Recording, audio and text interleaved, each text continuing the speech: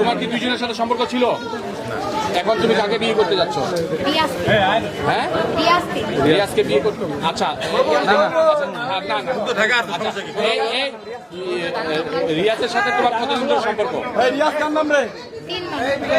আর এর সাথে কি নাম? জুবাইরের সাথে কতদিন ধরে সম্পর্ক? 3 বছরও ছিল না। সেখান থেকে না, যখন বাইরে ছিলাম তখন থেকে ওর সাথে কথা বলছি। এখন কি তুমি বিয়ে করতে যাচ্ছ? বিয়ে এখন করবা? সম্পর্ক কতদিন তার সাথে? 3 মাস সম্পর্ক। এখন তুমি তাকে বিয়ে করবা? আচ্ছা, আর এই মেয়ের সাথে কতদিন ধরে তোমার সম্পর্ক? যে 6 বছর ধরে।